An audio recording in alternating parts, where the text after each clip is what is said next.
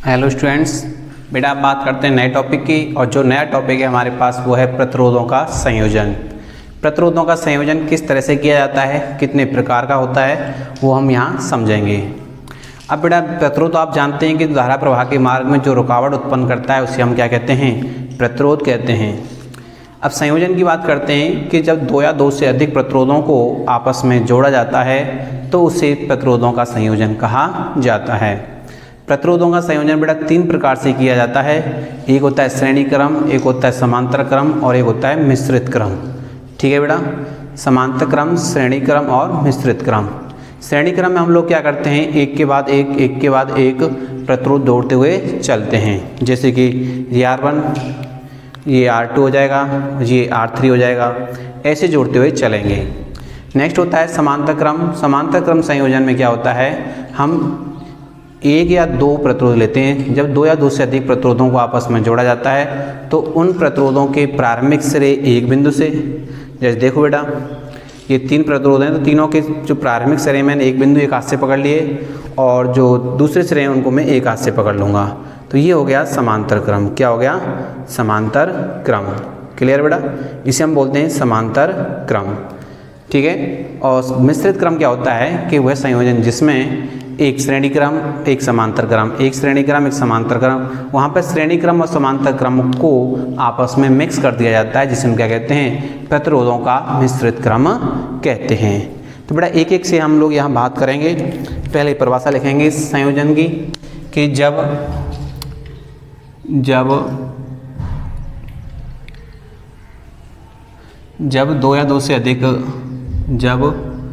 दो या दो से अधिक प्रतिरोधों को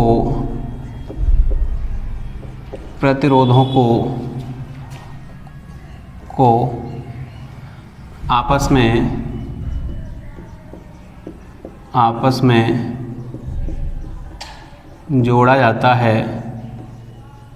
जोड़ा जाता है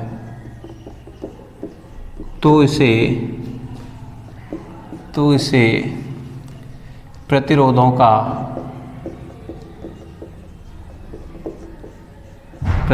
का संयोजन कहते हैं। क्या कहते हैं बेटा, संयोजन कहते हैं।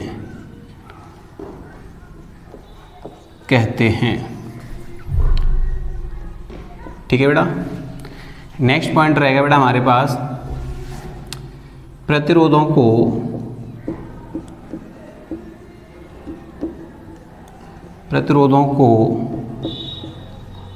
मुख्यतः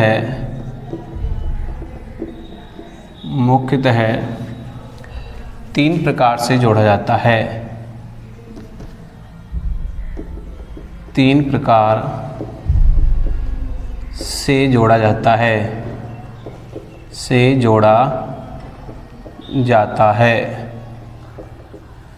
ठीक है बेटा, कितने प्रकार से होते हैं, तीन प्रकार से। नंबर एक है बेटा अपने पास श्रेणी क्रम संयोजन।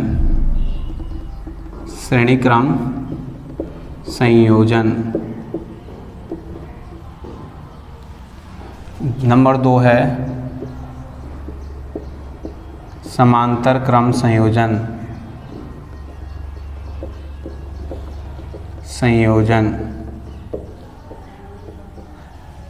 और नंबर तीन है बेटा मिश्रित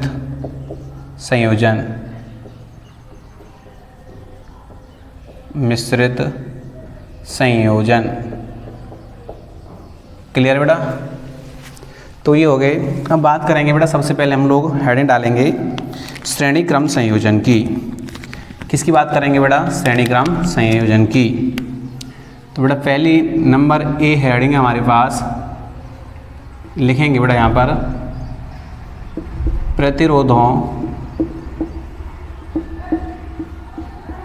प्रतिरोधों का श्रेणी क्रम संयोजन।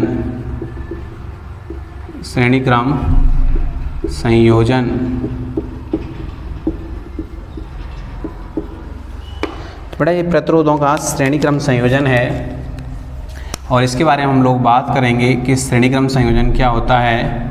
आपने पिछली कक्षाओं में भी पढ़ा है, लेकिन थोड़ा सा हम यहाँ डिटेल में पढ़ेंगे।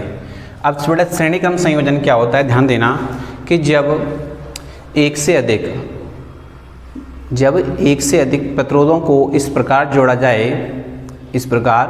जोड़ा जाए कि दूसरे प्रतिरोध का पहला सिरा पहले प्रतिरोध के दूसरे सिरे से, तीसरे प्रतिरोध का पहला सिरा दूसरे प्रतिरोध के दूसरे सिरे से जोड़ा जाए, तो इस संयोजन को हम लोग क्या कहते हैं, श्रेणी क्रम संयोजन कहते हैं। कि जब एक के बाद एक लगातार प्रतिरोधों को आपस में जोड़ा जाता है तो उसे हम लोग क्या कहते हैं, श्रेणी क्रम संयोजन कहते हैं। देखिए बेटा डेफिनेशन, जब दो या दो से अधिक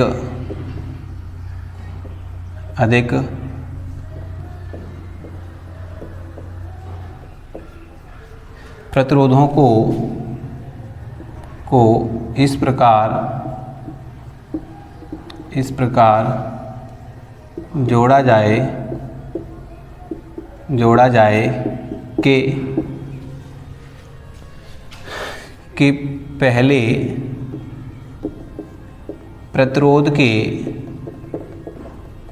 पहले प्रतिरोध के दूसरे सिरे से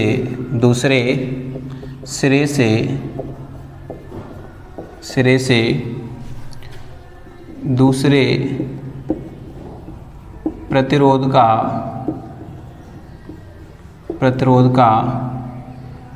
पहला सिरा और दूसरे के दूसरे सिरे से तीसरे का पहला सिरा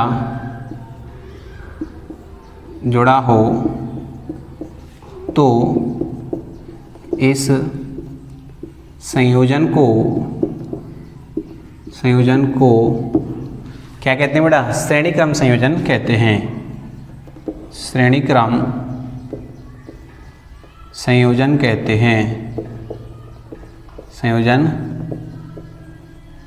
हैं। अब बेटा डायग्राम के द्वारा समझते हैं। देखना बेटा, लिखेंगे बेटा हमने यहाँ पे माना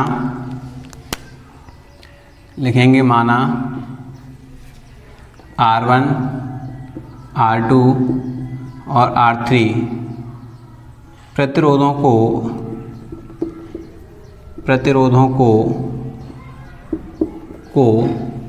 श्रेणी क्रम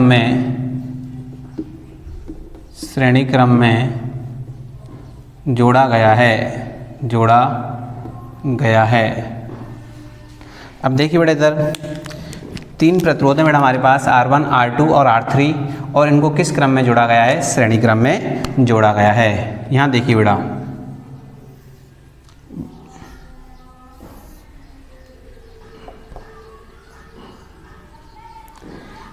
यहाँ पर एक प्रतिरोध हम लोग यहाँ जोड़ेंगे और एक प्रतिरोध यहाँ जोड़ेंगे और एक प्रतिरोध यहाँ जोड़ेंगे। अब देखो बेटा, ये हो गया हमारे पास, ये बैटरी है बेटा, 20 वोल्ट की, ध्यान रखना। ये कुंजी के है और इसमें धारा I फ्लो होगी। देखिए बेटा, इधर ये जो प्रतिरोध है हमारे पास, ये है R1 प्रतिरोध, ये है R2 प्रतिरोध और ये है R3 प्रतिरोध। देखो बेटा, इनको श्रेणी क्रम में जोड़ा गया है, एक के बाद एक जोड़ा गया है, श्रेणी क्रम में जोड़ा गया है। ये पॉइंट है A पॉइंट और ये है B पॉइंट। तो हमें A और B का तुल्य प्रतिरोध निकालना है कि तुल्य प्रतिरोध कितना होगा। अब ध्यान देना बेटा इधर कि इसमें जो धारा I फ्लो होगी, इसमें I धारा प्रवाहित हो रही है और हमें दूसरे सिरे पर I धारा ही प्राप्त होगी। तो एक पॉइंट आपका क्लियर हुआ कि श्रेणी क्रम में धारा का मान कैसा रहता है, नियत रहता है। कैसा रहता है बेटा, नियत रहता है। क्लियर है, धारा का मान कैसा रहता है बेटा, नियत रहता है। धारा तो नियत होगी लेकिन वोल्टेज क्या होगी बेटा, भिन्न भिन्न होगी, इसका V1, इसका V2 और इसका V3। क्लियर है बेटा, और यहाँ आप जानते हैं V इक्वल टू क्या हो जाएगा, IR हो जाएगा ओम के नेम से। क्लियर बेटा। तो इस R1 का विभवांतर कितना है V1, R2 का विभवांतर कितना है V2 और R3 का है V3। हमें A और B का तुल्य प्रतिरोध निकालना है। तो ध्यान दीजिए बेटा, इधर लिखेंगे चित्र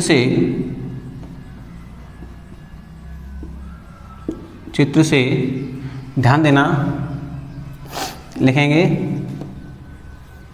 अब ध्यान दो बेटा, हमारे पास क्या धारा कैसी है, कांस्टेंट है। चित्र से स्पष्ट है कि परिपथ में धारा का मान नियत है, जबकि प्रत्येक प्रतिरोध के लिए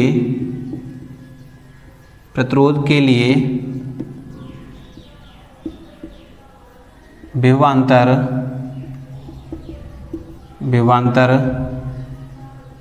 अलग अलग है। तब ओम नियम से बेटा आप जानते हैं ओम नियम क्या होता है, V बराबर IR। ओम नियम से देखिए बेटा, इधर B बराबर होता है IR। क्लियर है। ओम नियम से B बराबर कितना होता है बेटा, IR होता है। तो हमें निकालना क्या है बेटा, ध्यान दो, इधर विभवांतर निकालना है, जो बदल रहा है उसको निकालेंगे। लिखेंगे R1 के लिए, तो देखो बेटा R1 के लिए कितना आएगी, V1 बराबर IR1। समीकरण 1। R2 के लिए तो V2 इक्वल टू आ जाएगा IR2, समीकरण 2। और R3 के लिए V3 इक्वल टू हो जाएगा IR3। अब एक बात समझो बेटा कि ये टोटल विभवांतर है वो बैटरी के विभवांतर के बराबर आएगा, ये तो आप जानते ही हैं, है ना। लिखेंगे परिपथ का कुल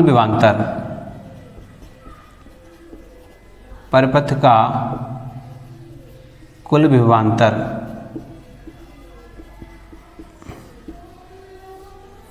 तो बेटा B बराबर आएगा, B बराबर होगा B1 plus B2 plus B3।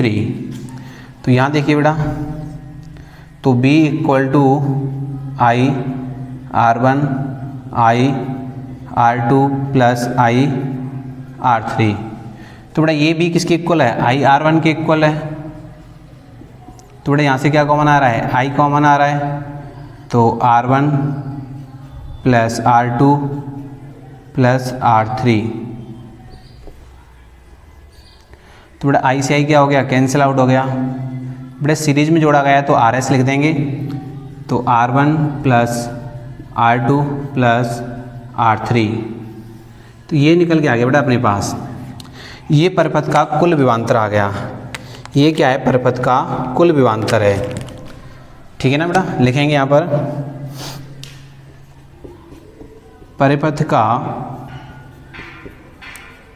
कुल प्रतिरोध, ए और बी का बेटा ध्यान रखना, प्रतिरोध उसमें लगे सभी प्रतिरोधों के अदिश योग के बराबर होता है, अदिश योग के बराबर होता है,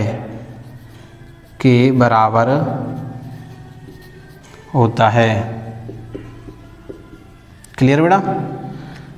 अब ध्यान दो बेटा इधर कि यदि परिपथ में n प्रतिरोध लगे हों, क्या लगे हों, n प्रतिरोध। लिखेंगे यदि परिपथ में n प्रतिरोध लगे हैं, तो बेटा देखो RS इक्वल टू हो जाएगा R1 प्लस का R2 प्लस का R3 plus dot dot dot plus Rn, ये निकल के आ जाएगा बेटा अपने पास R प्रतिरोध जब n प्रतिरोध लगे हों। ठीक है बेटा, मतलब इस A और B के बीच में हम लोग n प्रतिरोध जोड़ दें तो हमारे पास जो वैल्यू निकल के आएगी RS equal to R1 plus R2 plus R3 plus dot dot dot Rn तक चलता जाएगा। क्लियर है बेटा? तो ये क्या हो गया श्रेणी क्रम संयोजन। श्रेणी क्रम संयोजन में बेटा और भी स्टेप्स होते हैं, हम लोग उन पर भी डिस्कस करेंगे। तो मैं दोबारा रिपीट कर रहा हूँ कि जब दो या दो से अधिक प्रतिरोधों को इस प्रकार जोड़ा जाए कि पहले के दूसरे सिरे से दूसरे का पहला सिरा, दूसरे के दूसरे सिरे से तीसरे का पहला सिरा जोड़ दिया जाए, तो इस संयोजन को हम लोग क्या कहते हैं, श्रेणी क्रम संयोजन कहते हैं। माना R1 R2 R3 प्रतिरोधों को श्रेणी क्रम में जोड़ा गया है बेटा, इस तरह से जोड़ा गया है डायग्राम के अकॉर्डिंग। क्लियर बेटा? ठीक है ना? तो इस तरह से जोड़ा गया है। इस पर्पज में आप लोग एमीटर भी लगा सकते हैं, चाहें तो इसमें धारा मापने के लिए आप लोग एक एमीटर भी लगा सकते हैं। ठीक है ना? तो चित्र से स्पष्ट है कि धारा का मान समान है बेटा, तो आई धारा फ्लो हो रही है तो आई हमें क्या हो रही है, प्राप्त हो रही है। लेकिन प्रत्येक प्रतिरोध के लिए विभवांतर का मान क्या है, अलग अलग है। जो बदलेगा उसको हम लोग यहाँ ज्ञात कर लेंगे ओम के नियम से। R1 के लिए B बराबर कितना होगा, B1 बराबर I R1 की धारा कैसी है, कांस्टेंट है। B2 I R2, B3 I R3। अब एक बात समझो बेटा कि ये तीनों का जो विभवांतर का योग है वो इस बैटरी के B के बराबर होगा, होगा नहीं होगा, होगा। क्यों होगा, क्योंकि यहीं से धारा फ्लो हो रही है इनमें। ठीक है बेटा, तो B बराबर आ जाएगा B1 plus B2 plus B3।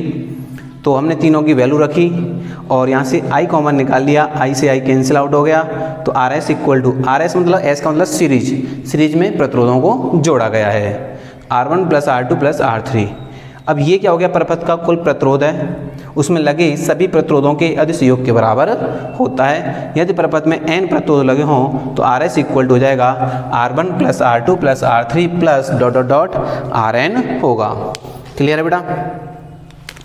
तो पहली बात तो अब इसके कुछ विशेष पॉइंटों की हम बात कर लेते हैं कि बेटा पहला पॉइंट ये रहेगा इसमें कि जो धारा का मान है वो समान रहता है, प्रत्येक प्रतिरोध के लिए कैसा रहता है, समान रहता है। दूसरा पॉइंट बेटा हमारे पास कि संयोजन का तुल्य प्रतिरोध सभी चालकों के योग के बराबर होता है। ए और बी का जो तुल्य प्रतिरोध है वो सभी प्रतिरोधों के योग के बराबर होता है। तीसरा पॉइंट रहेगा बेटा हमारे पास शक्ति व्यय उनके प्रतिरोधों के अनुपात के बराबर होती है, कि इसमें जो शक्ति व्यय होगी इस सर्किट में जो शक्ति व्यय होती है वो प्रतिरोधों के अनुपात के बराबर होगी। जिससे कि आप जानते हैं P क्या होता है, शक्ति होती है पावर। तो P इज प्रोपोर्शनल टू क्या रहेगा, R रहेगा। तो P अनुपात P1 अनुपात P2 अनुपात P3 तो इक्वल रहेगा हमारे पास R1 अनुपात R2 अनुपात R3। मतलब जितनी शक्ति व्यय होगी उतना उसका क्या होगा, प्रतिरोध भी होगा। ठीक है बेटा? तो विशेष पॉइंटों की हम बात करते हैं, देख लीजिए। इसका बेटा स्क्रीनशॉट ले लीजिए सभी। ठीक है, अब बात करते हैं कुछ विशेष पॉइंटों की।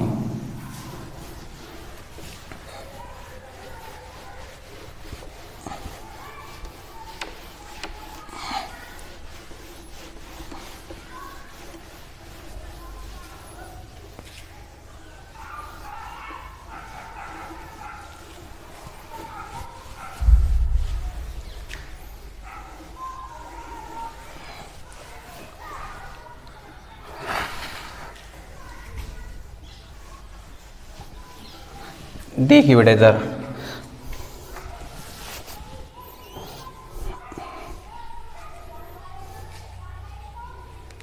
देखिए बेटा इधर लिखेंगे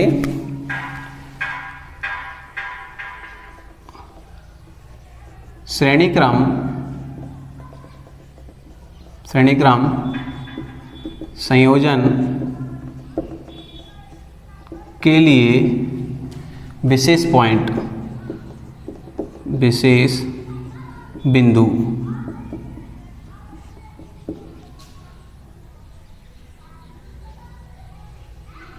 देखिए बेटा नंबर 1 पॉइंट रहेगा, ध्यान देना बेटा इधर, कि इस संयोजन में जो धारा का मान होता है वो प्रत्येक बिंदु पर समान होता है। पहला पॉइंट है बेटा, इस संयोजन में प्रत्येक प्रतिरोध के लिए प्रतिरोध के लिए धारा का मान समान होता है।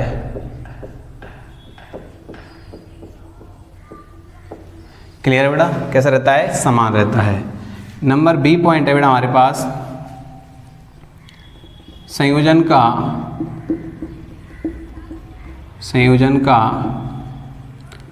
तुल्य प्रतिरोध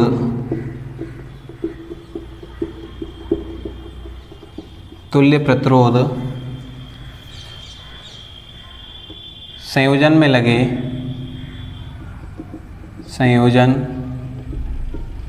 में लगे प्रत्येक प्रतिरोध के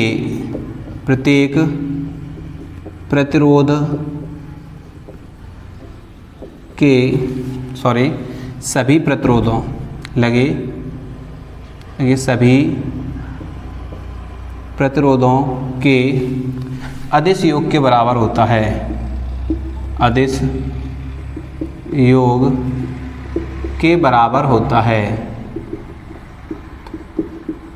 ठीक है बेटा, ये पॉइंट तुम्हें याद रखने पड़ेंगे कि आपकी नॉलेज को इंक्रीज करेंगे। ये विशेष पॉइंट होते हैं जो आपसे डायरेक्ट क्वेश्चन पूछ लिए जाते हैं। नेक्स्ट है बेटा अपने पास नंबर सी पॉइंट है,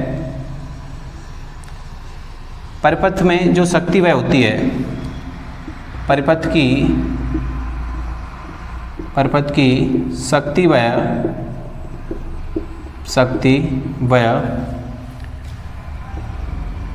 प्रतिरोधों के अनुपात के बराबर होती है।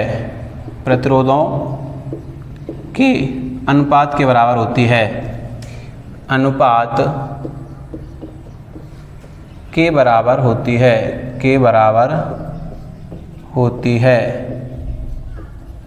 ठीक है बेटा, जो शक्ति वह है वो P इज प्रोपोर्शनल टू क्या है बेटा, R है।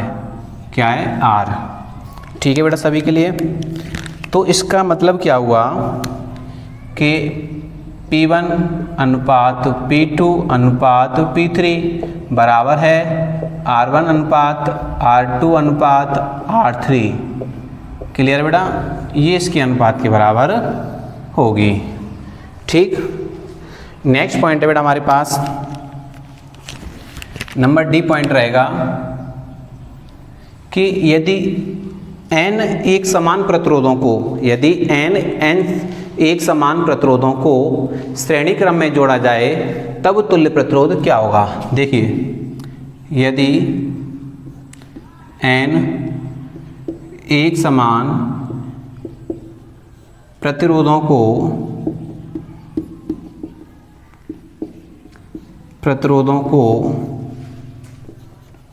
श्रेणी क्रम में जोड़ा जाता है तब तो बेटा RS इक्वल टू जो होगा हमारे पास वो NR होगा। R का मान कैसा है, एक समान है। सभी प्रतिरोध कहते हैं बेटा एक समान है। तो यहाँ पर जो विभवांतर होगा प्रत्येक प्रतिरोध के लिए नया होगा B डैश इक्वल टू क्या हो जाएगा बेटा, B/N।